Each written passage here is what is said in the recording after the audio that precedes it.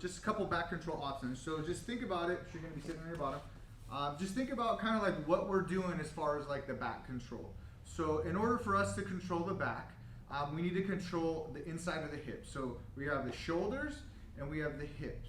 And the most important thing is we want to maintain the back control. Stay on the back as much as we possibly can. Wear out our opponent and constantly throw out a little bit of attacks throughout the whole movement instead of absolutely giving up something for a choke and you're giving up control of the back. So I put my hooks inside the body and I don't cross my feet. I'm just setting my hooks inside the body. I'm going to scoot back just a little bit and I'm going to sit her back so I'm just a little bit taller than her.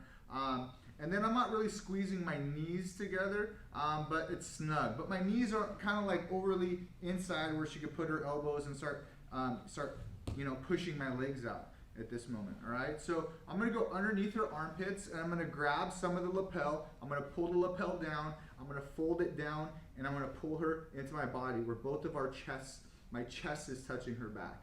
And this would be a form of control, and my head's gonna be close in, right by her ear, and this is gonna be controlling, all right? We don't wanna have her head out here, just in case if she were to pull her head back, she might hit me in the lip, and a lot of people will do that and they'll put their head back in general. So I wanna have my head close to her, kind of ear to ear, my elbows tucked, and I'm gonna be controlling the back, all right? So this is called maintaining the back control.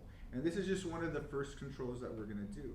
A second control is something called a harness or a seatbelt grip, where I take one of my hands, I take away the control of the shoulder and I go over the head and I lock my hands together, right? And this is more of an attacking, but as you can see, I'm controlling the hips and I'm controlling one of her shoulders. This shoulder right here, if she wanted to, she could turn. Can you turn into me to the left? You see how she could turn in, right? It's easy for her to turn into the body because I'm not controlling underneath that shoulder. So that would be the only difference between this type of control would be here. So these are the 2 points of control. We have a seatbelt grip, all right? Your head's always tucked in, always in, your chest on chest, you're a little bit higher than her. Other one would be maintaining and you're underneath. And what I'll do is I'll pull them down, I'll fold them underneath and get right underneath those armpits and really close, all right?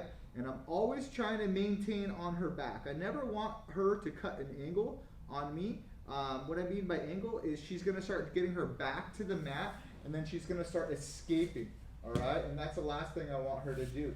So what I'll do is make sure this is nice and tight in here, and when she starts to try to escape, I use my hooks and I press them down into the body and I straighten my back and get really good posture. So if she tries to turn, can you turn out?